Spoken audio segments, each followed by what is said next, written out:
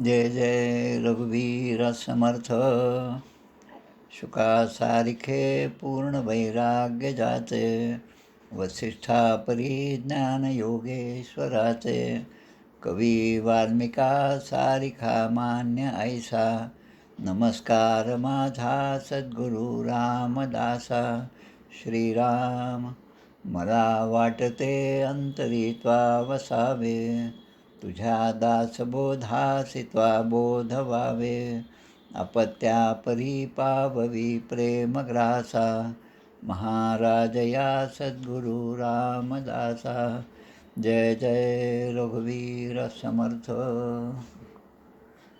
श्रीकृष्ण गोविंद हरे मुरारे, हे नाथ नारायण वासुदेव. प्रद्युम्न दामोदर विश्वनाथ, मुकुंद विष्णोर्भगवन् नमस्ते. सच्चिदानन्दरूपाय विश्वोत्पत्त्यादिहेतवे, तापत्रय विनाशाय श्रीकृष्णाय वयं नमः. कृष्णाय वासुदेवाय हरये परमात्मने, प्रणतक्लेशनाशाय गोविन्दाय नमो नमः. वसुदेवसुतं देवं कंसचाणूरमर्दनं, देवकी परमानन्दं कृष्णं वन्दे जगद्गुरुं. कृष्णकमलपत्राक्षं पुण्यश्रवणकीर्तनं, वासुदेवै जगत्योनिं नौमि नारायणं हरिं. कृष्ण कृष्णेति कृष्णेति यो मां स्मरति नित्यशः, जलं भित्त्वा यथा पद्मं संसाराद् उद्धराम्यहं. कृष्णाय वासुदेवाय देवकी नन्दनाय च, नन्दगोपकुमाराय गोविन्दाय नमो नमः. नमः पङ्कजनाभाय नमः पङ्कजमालिने, नमः पङ्कजनेत्राय नमस्ते पङ्कजाङ्घ्रे. गोपाल कृष्ण भगवान की जय. श्री भगवानुवाच. ज्ञानं परमगुह्यं मे यद्विज्ञानसमन्वितं, सरहस्यं तदङ्गं च ग्रहाणगदितं मया. यावानहं यथा भावो यद्रूपगुणकर्मकः, तथैव तत्त्वविज्ञानमस्तु ते मदनुग्रहात्. अहमेवासमेवाग्रे नान्यद्यत्सदसत्परं, पश्चादहं यदेतच्च योगशिष्येत सोऽस्म्यहम्. ऋतेऽर्थं यत् प्रतीयेत् न प्रतीयेत् चात्मनि, तद्विद्यादात्मनो मायां यथा भासो यथा तमः. यथा महान्ति भूतानि भूतेषु चावचेष्वनु, प्रविष्टान्यप्रविष्टानि तथा तेषु न तेष्वहम्. एतावदेव जिज्ञास्यं तत्त्वजिज्ञासुनात्मनः, अन्वयव्यतिरेकाभ्यां यत् स्यात् सर्वत्र सर्वदा. एतन्मतं समातिष्ठ परमेण समाधिना, भवान् कल्पविकल्पेषु न विमुह्यति कर्हिचित्. गोपाल कृष्ण भगवान की जय. दशमस्कंध पूर्वार्ध. दशमस्कंधी प्रथमोध्यायी. वसुदेव देवकीचे पाही, कंसमारी पुत्र सहाही, विशेषु हत्यारा महान. भगवंताचा गर्भप्रवेश, गर्भस्तुती द्वितीयोध्यायास. श्रीकृष्ण प्रकटला तृतीयास, योगमाया भविष्य चतुर्थी. पंचमात जन्मोत्सव गोकुळी, पूतना षष्टात उद्धरली, शकट तृणावर्तोद्धार कथा केली सप्तमा माझी. अष्टमी नामकर्ण बाललीला, नवमी श्रीकृष्ण उखळी बांधला, दशमी अमलार्जुन उद्धरला, एकादशी तारिले वत्सभक. आघासुरोद्धार द्वादशी, ब्रह्मा मोह नाश त्रयोदशी, ब्रह्माद्वारा स्तुती चतुर्दशी, पंचदशी धेनुक कालिया युद्ध, षोडशी कालियाशी प्रसन्न, सप्तदशी त्याचे पूर्वकथन, दावानली वाचती व्रजजन, अष्टादशी प्रलंब तारिला, 19 व्रजानल शांती, 20 शरद ऋतू कथाती, 21व्यात अन्योक्ती वेणुगीत, चिरहरण 22, यज्ञपत्नीवरी कृपा 23, इंद्रयज्ञ निवारण 24, 25 गोवर्धन धारण, श्रीकृष्ण चर्चा 26, श्रीकृष्णाभिषेक 27, नंद बंधमुक्ती 28, 29 रासलीलारंभ, गोपी विरह 37, गोपिका गीत 31, गोपीशी कृष्ण दर्शन 32, महारास 33, सुदर्शन शंखचूडोद्धार 34, युगलगीत 35, अरिष्टोद्धार अक्रूर गमन 36, 37 केशी व्योमोद्धार, अक्रूर व्रजयात्रा 38, मथुरागमन 39, श्रीकृष्ण स्तुती 40, 41 मथुरा प्रवेश, कुब्जेवर कृपा धनुष्यभंग, कंस व्याकुळता 42 सांग, कोलयधार मल्लयुद्धरंग 43 निवेदिला, चाणूर मुष्टिक कंसोद्धारण 44व्यात कथन, कृष्ण बळराम सूत्रबंधन गुरुकुल प्रवेश 45, उद्धव व्रजयात्रा 46, उद्धव गोपी भ्रमरगीताशी 47व्या अध्यायाशी केले निवेदन, अध्याय 48, श्रीकृष्ण भेटी कुब्जा अक्रूर ग्रहाशी, अक्रूर हस्तिनापुराशी 49 जात असे. गोपाल कृष्ण भगवान की जय. जय जय रघुवीर समर्थ. भाद्रपद वद्य एकादशी शक 1946. दशमस्कंदातील 24वा अध्याय इंद्र यज्ञ निवारण आणि 25वा अध्याय गोवर्धनोद्धारण असे 2 अध्याय आज आपल्याला पाहायचे आहेत. दोन्ही कथानक एकमेकाशी जुळलेले असल्यामुळे 2 अध्याय आज आपण घेणार आहोत. भगवान आदिशंकराचार्यांनी श्रीकृष्णाष्टकम जसं लिहिलं तसं अनेक स्तोत्र त्यांनी लिहिले. त्या संदर्भातलं अजून एक स्तोत्र आहे गोविंदाष्टकम नावाचं. खूप सुंदर असं स्तोत्र आहे. सत्यम ज्ञानम अनंतम नित्यम अनाकाशम परमाकाशम गोष्टप्रांगण रिंगणलोलम अनायासम परयामासम माया कल्पितनानाकारम अनाकारम भुवनाकारम माया नाथमनाथम प्रणमत गोविंदम परमानंदम. या 8ही श्लोकांमध्ये प्रणमत गोविंदम परमानंदम असं प्रत्येक श्लोकाच्या शेवटच्या चरणामध्ये आहे. अशा त्या परमानंद स्वरूप गोविंदाला म्हणजे भगवान श्रीकृष्णाला प्रणाम करा असं जगद्गुरू शंकराचार्य आपल्याला सांगतात. यामधला 4था जो श्लोक आहे तो आजच्या आपल्या अध्यायाला अनुकूल असा आहे. तो श्लोक आपण पाहूया. गोपालम भूलीला विग्रह गोपालम कुलगोपालम गोपी खेलन गोवर्धन धृती लीला लालित गोपालम. आणि पुढे म्हणतात गोभीर निर्गतित गोविंद स्फुटनामानं बहुनामानं गोपी गोचर दूरम प्रणमत गोविंदम परमानंदम. म्हणजे गायीचे रक्षण करणारा भगवंत श्रीकृष्ण आणि स्वतःची कौतुक लीला प्रगट करण्यासाठी पृथ्वी तलावर गोपाच्या रूपामध्ये शरीर धारण करणारा श्रीकृष्ण, गोपांच्या वंशामध्ये जन्म घेणारा भगवान श्रीकृष्ण, गोपींबरोबर क्रीडा करणारा, गोपीने अनेक प्रसंगी भगवंताकडून त्याला म्हणायचं की बा मी तुला दही देते, मी तुला साखर देते, मी तुला लोणी देते आणि त्याच्या बदल्यामध्ये तू आम्हाला नाच करून दाखव, तू आम्हाला एखादा हावभाव करून दाखव. आणि ते त्याप्रमाणे भगवंताला नाचायला लावत होत्या गोपी. आणि गोपींच्या प्रेमापोटी हा बालकृष्ण सगळ्या क्रीडा करत होता. गोवर्धन पर्वत धारण करण्याची किमया करून सगळ्या गोपाळांचे रक्षण करणारा गोविंद, गायीने ज्याचे नाव गोविंद हे नाव स्फुट केलेल्या, अनेक नाम धारण करणाऱ्या भगवंताचे नाम किती. ज्ञानेश्वरीमध्ये श्लोक आहे, मज अनाम्यासी नाम ठेविती मज अरूपासी रूप दाविती. जो अरूप आहे, ज्याला रूपच नाही त्याला रूप दाखवतात किंवा त्याच्या रूपाचं वर्णन करतात. आणि जो अनामी आहे, ज्याचं नामच नाही. नाम कशाचं असतं की ज्याचे काहीतरी वस्तू आहे तिचं नाम असतं, जे आपल्या डोळ्याला दिसते, तिचा रंग दिसतो, तिचं नाम दिसतं, तिचा आकार दिसतो. आणि भगवंत या सगळ्या बंधनाच्या पलीकडे असणारे आहेत. त्यामुळे अनेक रूपाय विष्णवे प्रभ विष्णवे. आणि गोचर विषयांपासून, आता विषय म्हणजे आपल्याला आपण पंचज्ञानेंद्रिय पंचकर्मेंद्रिय यापासून त्या विषयांचं आकर्षण आपल्याला होतं आणि त्या विषयाकडे आपलं मन आकृष्ट होतं. पण या सगळ्यांच्या पलीकडे असणारं, अलिप्त असणारं अगोचर, गोचर म्हणजे दिसत नाही, अगोचर म्हणजे दिसण्याच्याही पलीकडे असणारं ते रूप म्हणजे परमानंद स्वरूप गोविंदाला प्रणाम करा. असं भगवंताचं हे ज्या लीला आहेत त्याचं वर्णन गोविंदाष्टकम यामध्ये भगवान आदिशंकराचार्यांनी केलेलं आहे. आता या इंद्रयज्ञ निवारण हा जो अध्याय आहे तो आपल्याला पाहायचा आहे. आणि पुढचा अध्याय जो आहे तो गोवर्धन धारण. आता इंद्रयज्ञ निवारण म्हणजे काय? शुकदेव परीक्षित राजाला सांगत आहेत की बलराम आणि श्रीकृष्ण वृंदावनामध्ये राहत होते. एके दिवशी त्याने पाहिलं की आपल्या गावामध्ये आणि आपल्या वाड्यामध्ये, नंदाच्या वाड्यामध्ये खूप धावपळ सुरू आहे.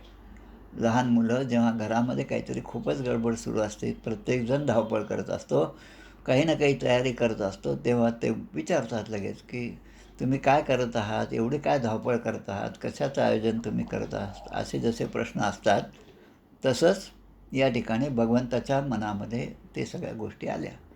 आता भगवंत जर सगळं जाणणारे असतील तर मग त्यांच्या मनामध्ये या गोष्टी आल्या हे म्हणणे पण बरोबर नाही एका दृष्टीने. पण लौकिकाच्या दृष्टीने जसा लहान मुलगा प्रश्न विचारतो तसं या ठिकाणी प्रश्न विचारलेला आहे. कथ्यतां मे पितः कोऽयं संभ्रमो व उपागतः किं फलं कस्य चोद्देशः केन वा साध्यते मखः.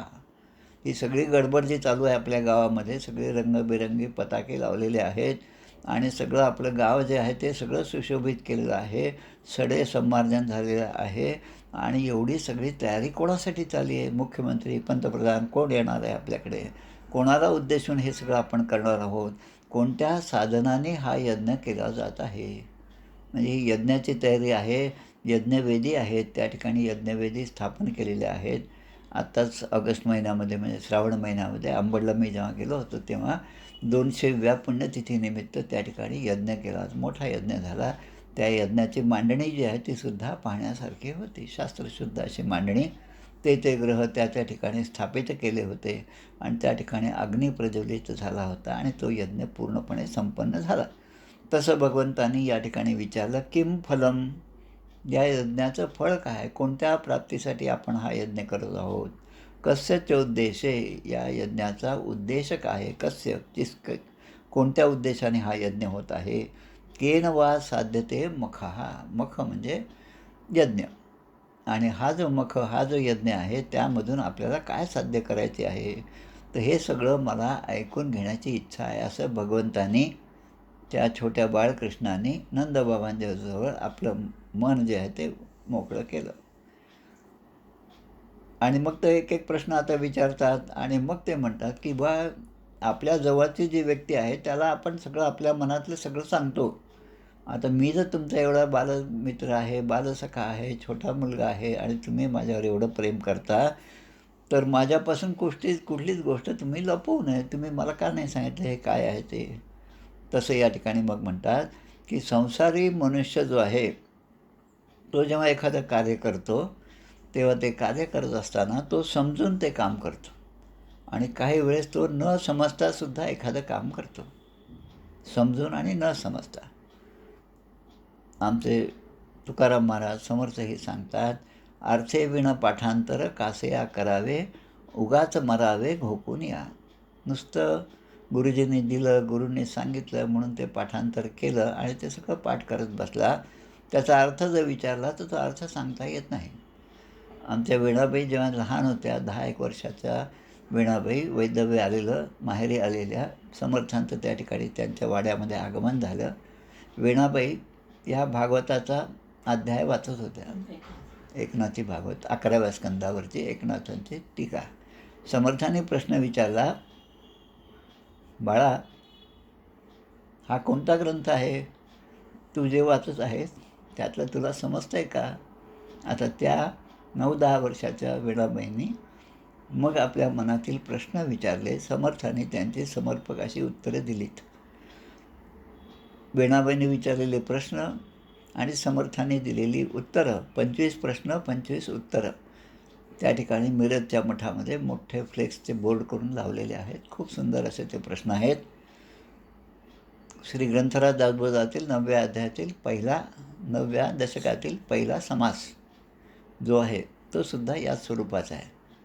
निर्भय म्हणजे काय, निराकार म्हणजे काय, निरामय म्हणजे काय, मज सांगावे. मग निर्भय म्हणजे भयची नाही, निराकार म्हणजे आकार नाही, परब्रह्मासी, अशा प्रकारचा प्रश्न एका ओळीमध्ये आहे आणि उत्तर दुसऱ्या ओळीमध्ये असणारा तो 20-22 ओव्यांचा समास आहे. तो सुद्धा मुद्दाम पाहावा. तसं या ठिकाणी किम फलम कस्य चोद्देशः केन वा साध्यते मखः, म्हणून या ठिकाणी म्हणतात जेव्हा आपण एखादं कर्म करतो ते कर्म समजून केलं तर त्यामध्ये अजून आपल्याला रस येतो. अगदी खरं आहे. चाफळच्या मंदिरामध्ये जा, तिथे दर्शनं घ्या आणि दर्शन घेतल्यानंतर मग बाहेर आल्यावर लगेच आपल्याला दुसरी बस मिळते आणि तुम्ही तुमच्या गावाला परत जाऊ शकता. एवढं ऐकलं. एक जण त्या ठिकाणी गेला, दर्शन घेतलं, बाहेर आला. आता त्याला प्रश्न विचारला की चाफळचं मंदिर केव्हा स्थापन झालं? समर्थांनी केव्हा स्थापना केली? मग सहजपणे माणूस म्हणतो, ते माहीत नाही बाई, एवढा कुठे आम्हाला वेळही नव्हता. दर्शनच तर आमचं इतक्या कठीण प्रसंगामध्ये झालं, इतक्या वर्षापासून इच्छा होती पण दर्शनाला येता आलं नाही. असं सगळं जसं माणूस सांगतो तसं या ठिकाणी प्रश्न विचारायला सुरुवात झाली आणि त्याचे आता उत्तर देणार. आता भगवंताचा प्रश्न असा आहे, ज्ञात्वा अज्ञात्वाच कर्माणि जनोयम अनुष्ठिष्ठती. ज्ञात्वा म्हणजे जाणून बुजून हे कर्म करणं आणि अज्ञात्वा म्हणजे न जाणता ते कर्म करणं, या दोघांमध्ये फरक आहे. आता एखादं कर्म जेव्हा आपण जे करतो, एखादी गोष्ट आपल्या घरातलं असेल, एखादा कुळाचार असेल, तर तो आमच्याकडे आहे म्हणून आपण करतो का त्याच्यामध्ये काही उद्देश होता म्हणून हे आपल्या घरामध्ये हे सुरू झालं. आमच्या घरामध्ये आता जसं चतुर्थीचं व्रत नाही, पण आमच्या घरामध्ये प्रत्येकजण कुठल्या ना कुठल्या वयामध्ये, कुठल्या ना कुठल्या अवस्थेमध्ये शिक्षक म्हणून त्यांनी काम केलेलं आहे. प्रत्येकजण पिढ्यानं पिढ्या. आणि त्यामुळे मी पण तीच पाहिलं की आपण चतुर्थी केली पाहिजे, चतुर्थीचं व्रत केलं पाहिजे. चतुर्थी व्रत सुरू झालं. आता मी केलं म्हणून पत्नीने केलं, आम्ही दोघांनी केलं म्हणून मुलाने केलं, मग सुनबाईने केलं, आता नातूसुद्धा करत आहेत. म्हणजे आता ही रूढी झाली. मग हा जो यज्ञ तुम्ही करत आहात तो रूढीप्रमाणे आहे का कशासाठी आहे हे मला सांगा. तेव्हा नंद बाबा आता सांगतात, त्याचं उत्तर सांगतात नंद. पर्जन्यो भगवान इंद्रो. हा जो पाऊस पडतो ना, नंदांचं उत्तर आहे पर्जन्यो भगवान इंद्रो. इंद्राच्या कृपेने पाऊस होतो, हा वर्षाव जलवर्षाव होतो. मेघास तस्यात्ममूर्तयः. मेघ जे आहेत हे जे पाणी घेऊन येतात, समुद्रावरचं पाणी वाफ होती, मग ते ढगामध्ये जातं. चौथीच्या पुस्तकामध्ये जेव्हा पहिल्यांदा विज्ञान आपण शिकलो तेव्हा आकाश, वारा, आकाशामध्ये वारा वाहायला लागला की त्याला आपण वारा म्हणतो आणि मग तिथून मग आपलं थंड वारं, मग ते मतलई वारे, काय खारे वारे. त्यावेळेस काहीच समजत नव्हतं, आता थोडं तरी समजतं असं वाटतं. तर हे सगळं आपण जसं शिकतो तसं या ठिकाणी विचारायला सुरुवात झाली. मग ते सांगतात, नंदबाबा सांगतात, पर्जन्यो भगवान इंद्र. पर्जन्य हा इंद्राच्याच कृपेने होतो आणि मेघास तस्यात्ममूर्त या हा. आणि मेघ म्हणजे त्या पर्जन्याचं मूर्त स्वरूप आपल्यासमोर आहे. काही ढग कृष्ण मेघ असतात आणि काही श्वेतमेघ असतात. श्वेतमेघ जे आहेत त्यामध्ये पाण्याचा अंश नसल्यामुळे ते पांढरे दिसतात आणि जे काळे आहेत त्यामध्ये पाणी आहे. ते अभिवर्षंती भूतानां प्रीणम जीवनम पयः. म्हणून या चराचर सृष्टीला जीवदान देणारे जे पाणी आहे त्याचा ते मेघ वर्षाव करतात. आणि म्हणून मेघपती, मेघांचं पालन करणं किंवा मेघ ज्याच्या आज्ञेप्रमाणे वागतात तो इंद्र जो आहे त्याची आम्ही पूजा करत असतो, नंदबाबाने या छोट्या बाळकृष्णाला सांगितलं. आणि आता प्रश्न आता एकानंतर एक सुरू झालं. आणि मग आता यज्ञ केल्यानंतर जे शेष उरतं, यज्ञाचा शेष भाग जो आहे तो प्रसाद जो आहे तो प्रसाद रूपाने, अन्नाच्या रूपाने आम्ही ग्रहण करतो. धर्म, अर्थ, काम हे जे 3 पुरुषार्थ सांगितले आहेत ते पुरुषार्थाच्या सिद्धीसाठी, आपलं जीवननिर्वाह चालविण्यासाठी असे यज्ञ केलेच पाहिजे. अन्नात भवती भूतानी पर्जन्यात अन्नसंभवः यज्ञात भवती पर्जन्यो यज्ञकर्म समुद्भवः. अन्न कशामुळे निर्माण होतं? अन्नात भवती भूतानी. त्या अन्नामुळे आपला जीव पोचला जातो. अन्नमय कोश, 5 कोशातला पहिला कोश म्हणजे अन्नमय कोश. प्राणमय, विज्ञानमय, ज्ञानमय हे सगळे 5 कोश आहेत. त्यातला अन्न जो आहे त्यावर जीव हा जगत असतो. जीवाचं सगळं भरणपोषण जे आहे ते अन्नामुळे होतं. आणि हे अन्न कुठून होतं? पर्जन्यात अन्न संभवा. पाऊस पडतो म्हणून अन्न आहे. आणि यज्ञात भवती पर्जन्य. यज्ञ होतात म्हणून पर्जन्य समुद्भवा. आणि यज्ञ कर्म समुद्भवा. आणि हे यज्ञ करणं हे सुद्धा एक कर्म आहे. मग आता बसून त्या यज्ञाच्या वेदीवर बसून आहुती देऊन यज्ञ जे होतात ते आपले पारंपरिक वैदिक पद्धतीने होणारे यज्ञ आहेत. आता आपला जे यज्ञ, आपण कोणता यज्ञ करतो? शिक्षक हा मुलांना शिकवण्याचा यज्ञ करतो, विद्यार्थी जे आहे ते ग्रहण करण्याचा यज्ञ करतात, जे पर्जन्य आहे ते सुद्धा यज्ञ करतात. त्याच्यामुळे झाड जे आहे ते छोटंसं जे रोप आहे ते सुद्धा वाढीला लागतं. त्यामुळे प्रत्येक कर्म हे यज्ञाप्रमाणेच आहे. कामात, लोभात, भयात, द्वेषात सवयी नापनवती शोभनम. म्हणून धर्म, अर्थ, काम हे जे आहेत यामध्ये बाधा कशामुळे होती? ते काम, लोभ, भय आणि द्वेष हे जर विकार आपल्यामध्ये असले आणि आपण जर कर्म करत गेलो तर त्या कर्मामधून कुठल्याही प्रकारचं कल्याण साधता येत नाही. शुकदेव या ठिकाणी सांगतात, श्रीकृष्णाने नंद आणि इतर जे व्रजवासी होते, वृद्ध गोप जे होते, त्यांना हे सगळं सांगितलं आणि त्यांच्याकडून त्यांचं म्हणणं ऐकून घेतलं. आता भगवंताला प्रत्येकाच्या मनात जसं कळतं तसं आता इंद्राला क्रोध आला पाहिजे. इंद्राला अभिमान झालेला आहे की मी या संवर्तकाला, या मेघांना सांगितल्यामुळे हा पाऊस पडतो आणि माझ्यामुळे हे सगळे पृथ्वी जी आहे ती जिवंत आहे. जे अन्न हे प्राशन करतात ते माझ्यामुळे आहे, असा इंद्राला अभिमान झाला. आणि तो अभिमान भगवंताला, ते भगवंती कैसेनीस आहे. म्हणून तो क्रोध जो त्याला आला की त्याला अजूनही क्रोध यावा आणि क्रोध आल्यामुळे तो आपल्यासमोर प्रगट व्हावा आणि त्याचं जे मान आहे, त्याचा जो अभिमान आहे तो निवारण करण्याचं आता भगवंताने ठरवलं. आणि मग भगवान वाच, कर्मणा जायते जंतु कर्मणैव विलीयते, सुखम दुःखम भयम क्षेमम कर्मण्यैवाभिपद्यते. खूप सोप्या रीतीने सांगितलेलं आहे की प्राणी कर्मानुसारच जन्म घेतो.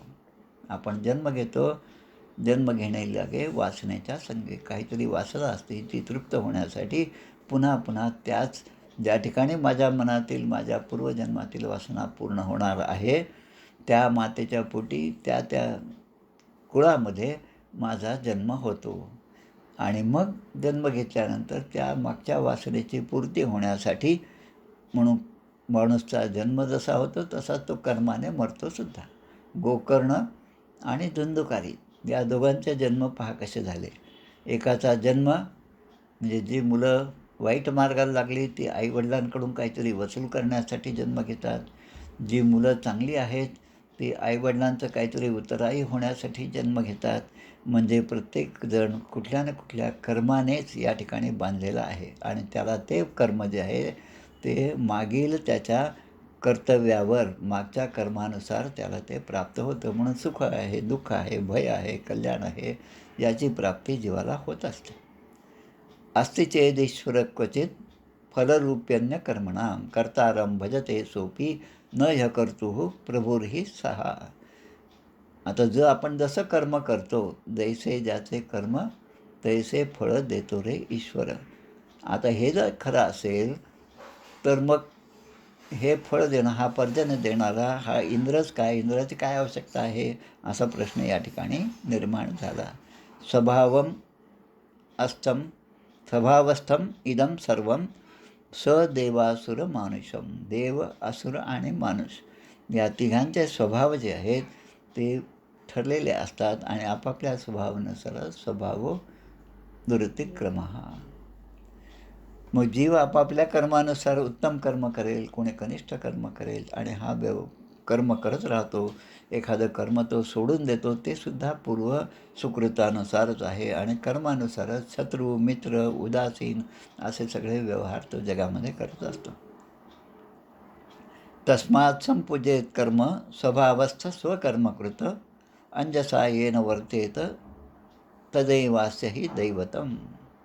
मग म्हणतात प्रत्येक कर्म करत असताना धर्माचं अनुपालन करणं हे फार महत्त्वाचं आहे. कर्म करणं जेवढं महत्त्वाचं आहे तेवढं आपले सगळे कर्म धर्माच्या चौकटीत बसतात की नाही हे सुद्धा पदोपदी आपण पाहिलं पाहिजे. कालच जसं सांगितलं, सौत्रामणी यज्ञ आहे किंवा ज्या ठिकाणी पशुबळी दिला जातो त्या ठिकाणचं अन्न किंवा पाणीसुद्धा ग्रहण करू नये.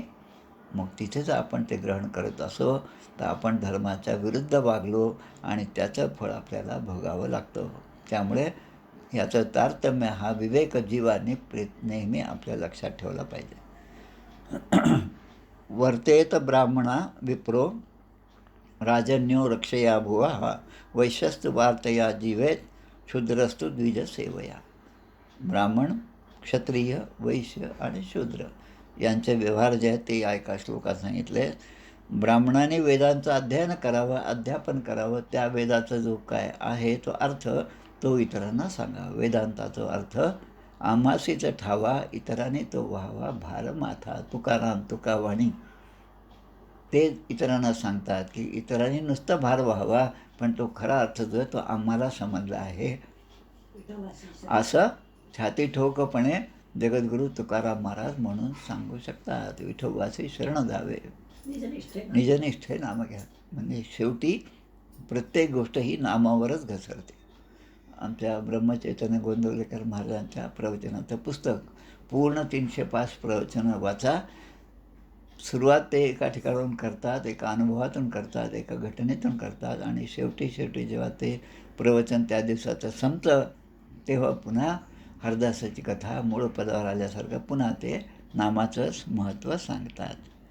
तसं या ठिकाणी म्हटलं आहे की ब्राह्मणांनी वेदाध्ययन करणं आणि अध्यापन करणं हे त्यांचं काम आहे. क्षत्रियांनी पृथ्वीचे पालन केलं पाहिजे. क्षत्रिय जे आहे त्याने पृथ्वीचं त्याचं रक्षण केलं पाहिजे. वैश्याने व्यापार केला पाहिजे आणि शूद्रांनी या वरच्या तिन्ही वर्णांची सेवा केली पाहिजे. ज्ञानेश्वरीमध्ये खूप चांगल्या प्रकारे या सगळ्या गोष्टी सांगितल्या आहेत. शूद्रांसाठी एकच सांगितलं, त्यांनी तिन्ही वर्णाची सेवा केली पाहिजे. आणि ब्राह्मणासाठी तर 28 गोष्टी सांगितलेल्या आहेत, सगळ्यात जास्त ब्राह्मणासाठी. आणि त्यामुळे ब्राह्मणांनी त्या त्या कर्तव्याचं पालन केलंच पाहिजे. आणि ते जर नाही केलं तर अशी अवस्था प्राप्त होते जी आज आपण सगळीकडे पाहत आहोत ते. आणि म्हणून सांगतात त्या वैश्य जे आहेत त्यांचेसुद्धा 4 प्रकार सांगितले. शेती, व्यापार, गुरांचे पालन आणि सावकारी हे सुद्धा वैश्याचे धर्म आहेत. आणि ते गोपाळ या ठिकाणी सांगत आहेत की भगवंतासमोर सांगतात की आम्ही मात्र फक्त गोपालनच करत आहोत. सत्वगुण, रजोगुण आणि तमोगुण हे जे आहेत त्यामुळे स्थिती, उत्पत्ती आणि विनाश, लय या सगळ्या गोष्टीसाठी हेच 3 गुण कारणीभूत आहेत. पंचमहाभूत आणि हे 3 गुण असे अष्टधा प्रकृती झालेले आहेत. रजोगुणाच्या प्रेरणेमुळे सगळीकडे मेघ जो आहे तो वर्षाव पाऊस पडत असतो. प्रजास्तैरेव सिद्ध्यंती महेंद्र किम करिष्यती. महेंद्र म्हणजे इंद्र, महेंद्र किम करिष्यती. त्यामुळे इंद्र का करतो असं त्या ठिकाणी प्रश्न निर्माण झाला. न पुरा पुरो जनपदा न ग्रामा न ग्रहा वयम. कोणाच तरी आवाज येतोय पहा बरं.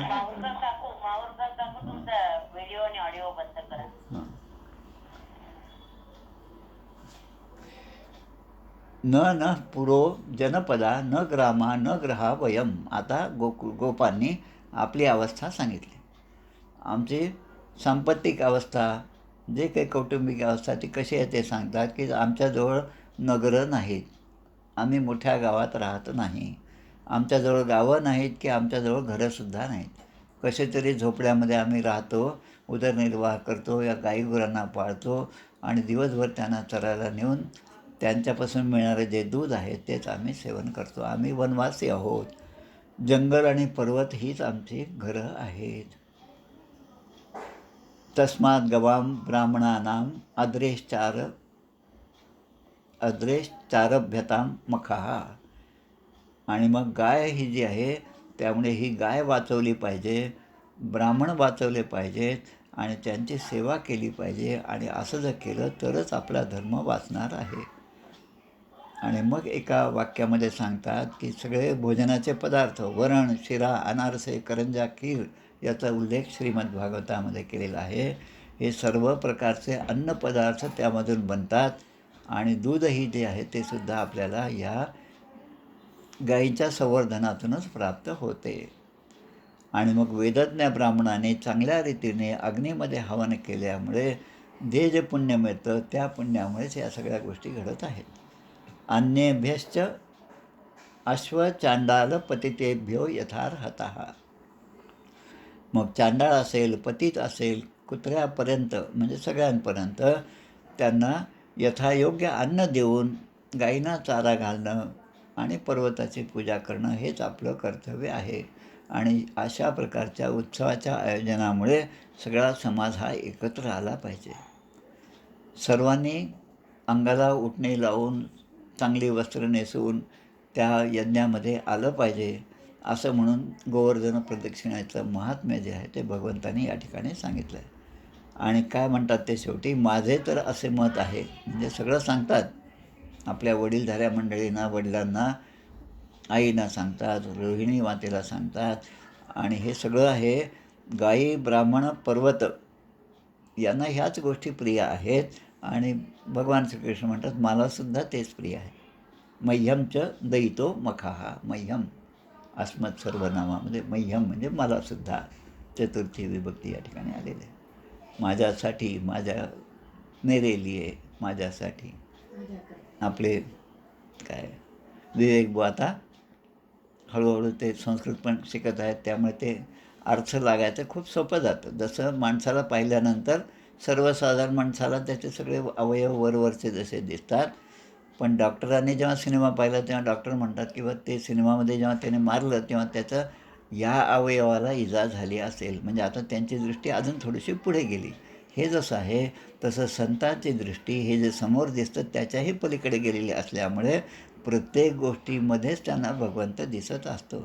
शुकदेव या ठिकाणी सांगतात, कालात्मना भगवता शक्रदर्पम दिघांसता. काळरूपी भगवंतानी इंद्राला झालेला अहंकार आणि त्याचे जे घमेंड आहे ती उतरवण्यासाठी जे सांगितलं ते आता सगळ्या गोपांनी मनापासून स्वीकार केला. ठीक आहे, तुझं म्हणणं, हा इंद्रयज्ञ न करता आपण गोवर्धनाचीच पूजा केली पाहिजे, हे आम्हाला तर सगळ्यांना पटलं आहे.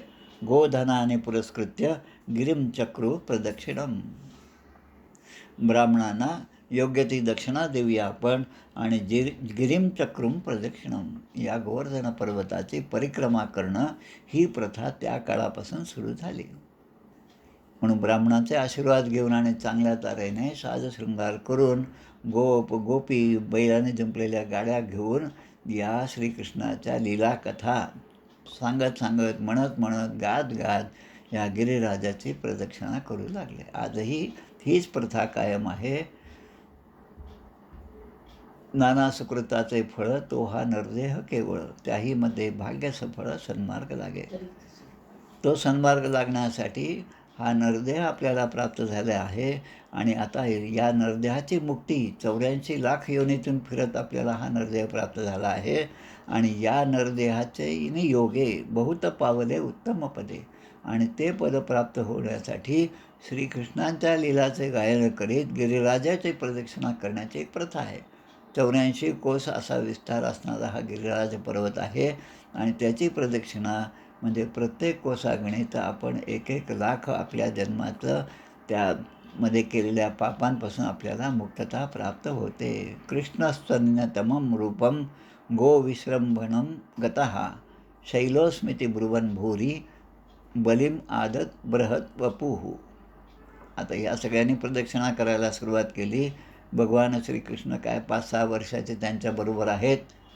कधी वडिलांचा हात धरून चालतात, कधी आईचा हात धरून चालतात, कधी आपल्या मित्रांच्या बरोबर त्यांचे हात पकडून चालत आहेत. आणि ते भगवान श्रीकृष्ण म्हणतात, अरे अरे तिकडे पहा कोण दिसतंय ते. आणि त्या गिरिराज पर्वताकडे पाहत असताना पुन्हा त्या ठिकाणी एक मोठं रूप भगवंताने धारण केलेलं आहे. दुसरे विशाल शरीर धारण करून भगवान त्या ठिकाणी प्रगट झालेले सगळ्या गोपांनी, सगळ्या वृद्धांनी पाहिलं. आणि मग काय दिसलं त्यांना, की हा जो आपला हात धरून चालणारा आहे तोच श्रीकृष्ण या गोवर्धनाच्या रूपाने आपल्यासमोर प्रगट झालेला आहे. आणि आपण जे काही नैवेद्य आपण आणला होता त्या इंद्राच्या यज्ञासाठी, तो नैवेद्य आता तो भगवंत त्या गिरिराजाच्या रूपाने धारण करत आहे. आणि सगळ्यांनी त्याला नमस्कार केला. तस्मै नमो व्रजजनैः सहचक्रेत्मनात्मने अहो पश्चात शैलोसौ रूपी नोनुग्रहं व्यधात. भगवंताने या छोट्याशा भगवान श्रीकृष्णाने सुद्धा त्या गिरिराजाला नमस्कार केला आणि म्हणायला लागला, केवढं आश्चर्य आहे म्हणे, या गिरिराजाने साक्षात प्रगट होऊन आमचा नैवेद्यच ग्रहण केला आहे. आणि ही तुमच्या माझ्यावर झालेली त्याची कृपाच आहे. पाहिजे तसं रूप धारण करणारा हा पर्वत जो आहे त्याचा आदर सगळेच वनवासी हे करीत आहेत. पण त्यांना जो नष्ट करतो, पर्यावरणाचं संतुलन जे बिघडवतात, त्यांचे काय हाल होतात, आणि त्यांचंच नाही पण त्यांच्या पिढ्याने पिढ्या पुढे येणाऱ्या त्यासुद्धा ज्या कष्टामध्ये राहतात, ते कष्ट पाहिल्यानंतर आपल्या पूर्वजांनी याचं रक्षण केलं असेल म्हणून आपल्याला आज चांगले दिवस आहेत, किंवा कदाचित आपल्याकडून काहीतरी चूक झाली असेल म्हणून आपल्यावर हे अरिष्ट आलेलं आहे, अशा प्रकारचा विचार प्रत्येकजण करू लागला. इत्यद्री गोद्विजमुखम वासुदेव प्रणोदिता यथा विधायुते गोपाः सह कृष्णा व्रजम ययुः. भगवंताच्या प्रेरणेने, श्रीकृष्णाच्या प्रेरणेने गोवर्धन, गायी आणि ब्राह्मणांची विधीपूर्वक त्या ठिकाणी पूजा झाली आहे. आणि भगवान श्रीकृष्णासह ही सगळी मंडळी पुन्हा आपापल्या घरी परत आलेली आहे. गिरिराजधरण श्री कृष्णलाल की जय. श्रीमद्भागवते महापुराणे पारमहंस्यां संहितायां दशमस्कंदे पूर्वार्धे चतुर्विंशोऽध्यायः. याप्रमाणे हा 24वा अध्याय या ठिकाणी पूर्ण होत आहे. आता पुढचा अध्याय जो आहे तो गोवर्धन धारण करण्याचा अध्याय, पुढचा अध्याय तो आपल्याला 1-2 मिनटात पाहायचाच आहे आपल्याला. त्यामुळे थोडंसं भजन करूया आपल्याला. श्रीकृष्ण गोविंद हरे मुरारे, हे नाथ नारायण वासुदेव, प्रद्युम्न दामोदर विश्वनाथ, मुकुंद विष्णुर्भगवन् नमस्ते.